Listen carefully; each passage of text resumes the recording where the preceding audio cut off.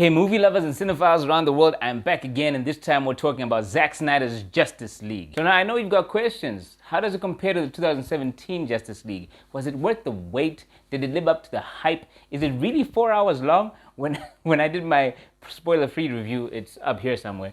When I did my spoiler-free review and my nephew saw it, he called me and he asked me, Uncle Andy, is it really 4 hours long? I had to tell him the truth. No, it's not 4 hours long. It's 4 hours and 2 minutes long. You need to take a day off work just to get through it in one sitting, but oh well. But the big question is, did it really do justice to the Justice League? And short answer, yes, go watch this thing. Finally, they got it right.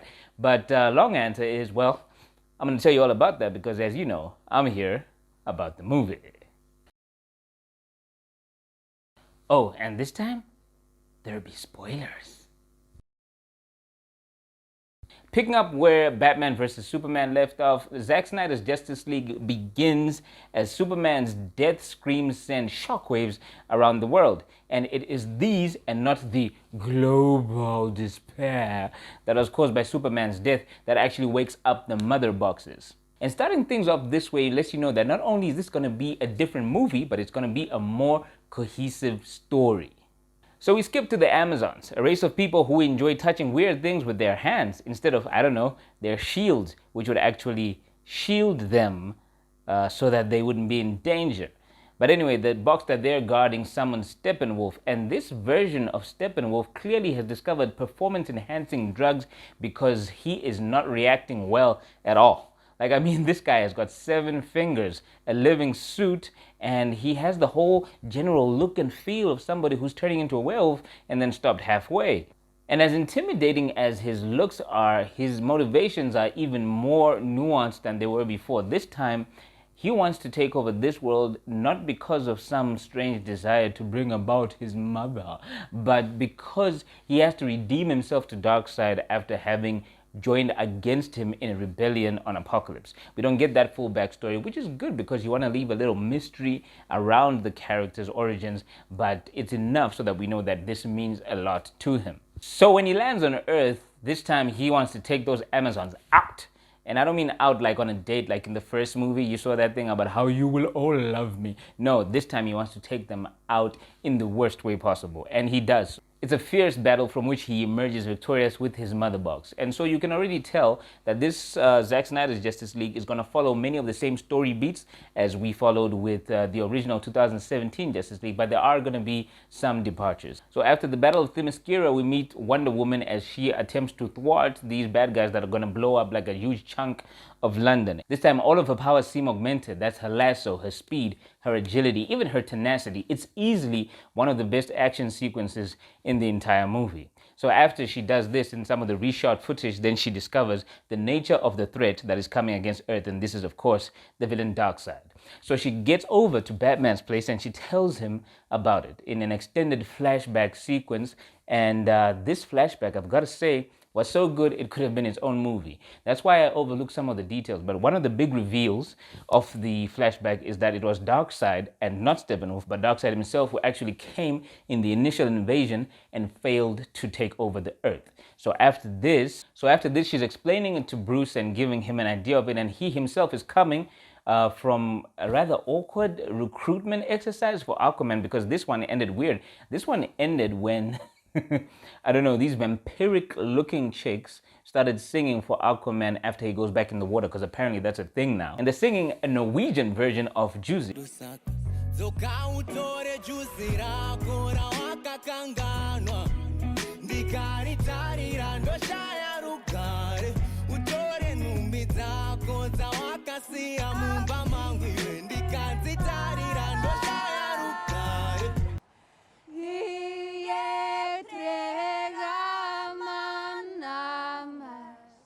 I don't know what they're saying, but it's weird. But anyway, back to this invasion. Like I said, it's really good. Could have been its own film. I'd watch it. But it also introduces one of the major plot holes of the movie. Yes, the Snyder Cut is not perfect. Okay. It also has its own problems. And one of them in this particular instance is the fact that They're positing a world where Darkseid has technology advanced enough that he can launch alien invasions on other planets. But he doesn't have a GPS smart enough to lead him back to the one planet that has the anti-life equation. What's the anti-life equation, you ask? Doesn't matter. It's the thing that he's been looking for his whole life equation. Okay, so it doesn't gel well, but again, I let some of these go. One thing that we discovered was that the character introductions were a lot more grounded in fuller fleshed characters than in the 2017 Justice League. For example, Cyborg. By the time that we meet him, we discover much more of his backstory, who he was before the accident, his general nature and disposition as a person, that he's very kind-hearted and altruistic. And of course, the tension in his relationship with his father, because his father was never around because he was always at work, missing his football games and the like. So those tensions build up and they form a lot of the motivations around the character. Another intro that I really liked was The Flash. They swapped out the 2017 introduction where he just draws on this guy's face, and instead they give us an intro where he gets to save the day, be the funny guy, be the hero of the story, and be goofy all at the same time. So that was really nice, getting a more nuanced feel, a more three-dimensional feel of the character as a human being.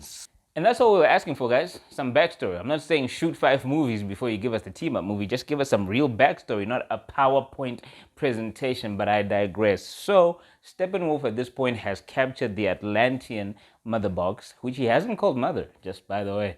He's captured that mother box, and now he's going to set up he's gone back to his base. And then this is where you get to start to feel some really strong departures in terms of how the team comes together. Because when in 2017, we were looking at a team that was really looking for its footing, trying to find how they could work together as a team. This time around, everybody's on the same page. I know we're all thinking the same thing right now. We don't even have to have Batman acting as a douchebag trying to motivate everybody to get together by hating on him. It's simple. Everybody agrees that bringing back Big Blue is their best bet. Oh, that's that alliteration, baby. All right, so they all agree that we need to bring back Superman. And it's in the resurrection scene that we also get to start to feel a bit more about what the Flash's powers can do. But when I approach the speed of light, look, crazy things happen to time, but if I do it, I create massive electrical power. In fact, you see, the Flash in this movie, as opposed to the last one, has a lot more to do. Whereas last time he was maybe even superfluous, a little bit unnecessary. That's why you could have a side quest where he goes to push a pickup truck with a family. That's, come on. But this time around, he's instrumental to the success of the mission. Without him, it doesn't happen. And in so doing, we set up some of the building blocks of the future movies that are going to come, in particular the Flashpoint movie, which I am now looking forward to. So they get Superman back. They wake him up. Now look, you've been woken up from a nap when you're not really ready. You know how grumpy you feel? Well, this is like that, but times 1,000, because it takes him, he beats the League, like he beats them up, down, and sideways, and it takes Lois Lane and the power of love to bring him back to his senses. Remind me, how's that again? With the power of love.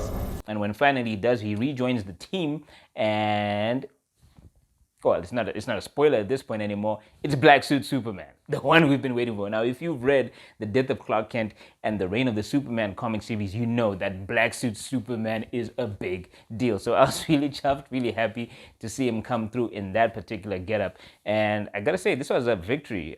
This moment and this movie was a victory for comic book fans the world over. It was really nice to see it. So we'll talk a little bit about the tones and the themes. I believe that the main theme really here that we're looking at is redemption, second chances. Okay, Bruce wants to redeem himself after feeling immense guilt at the fact that he got Superman killed. But Superman got a second chance at life, so he wants to take advantage of that. And of course, Zack Snyder needs this second chance to prove that his vision of the movie was actually a more solid film. I have a second chance, Lo. I am not gonna waste it. And I think he does that. Looking at the characters, I like the way that Batman is depicted, because he's not full-on quipping and being a jokester like he was in 2017. Look, Batman is how Bruce Wayne turns survivor's guilt into a giant rage monster that goes and beats up bad guys. It's his way of dealing with trauma, I guess. And you still get that, because in this movie, he really puts that monster to work. Whereas in the last one, it was a bit iffy. This time, Batman is putting in the work. He's taking out bad guys, I think, more than anybody else. And he's the one who doesn't have superpowers. At the same time, he feels a lot more like himself. The only people that he murders are aliens. Thank you. And whilst he does have a sense of humor, it's dialed back, to bat-like levels. So You have a satellite? F6. Right. So very happy about that. Look, with over 4 hours of runtime, there had to be a lot more character development. Otherwise, what are we even doing here? But over and above that, they also give us great action sequences because, again, seeing superheroes use superpowers is why you go to a movie like this. And I'm glad that they deliver on that and they deliver it in a great way.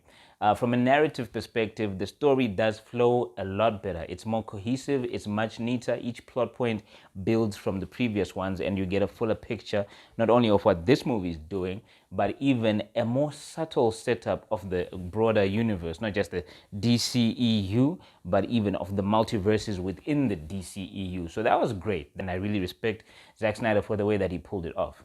Again, not a perfect movie. There are plot holes. For example, why would you interrogate somebody if you've got a device that can actually read their minds and tell you what they're thinking?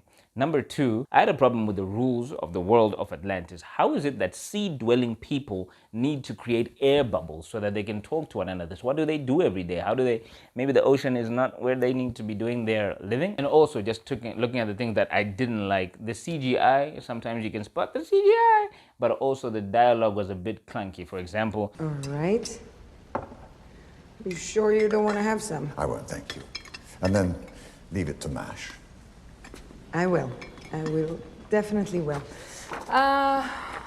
And also Superman's big arrival, well, in his own words, I was Not impressed. And there you have it. Naturally, the movie's got its usual Snyderism, so that is a dark color palette, slow motion, and prophetic dreams. Look, I don't have a problem with any of that. The man, as a director, is allowed to have his own signature, and he sticks to it. Kudos to you. Again, also there's some great things to look out for, like Easter eggs, especially involving the introduction of new characters that are going to be in the follow-up Justice League universe movies. So can I say that? Nah, let me not spoil it for you. Go watch the movie. Go watch the movie. But the big question, the reason why you're sitting there and still listening to me talk is, did the Snyder Cut do justice to the Justice League? And the short answer, why, yes. Yes, it did. Zack Snyder's Snyder Cut, for me, gets 4 stars out of a possible 5. He finally pulled it off. You should cash in your chips and run whilst the game's good. But yes, this is a must-see. Go check it out for yourself and let me know what you thought in the comments below.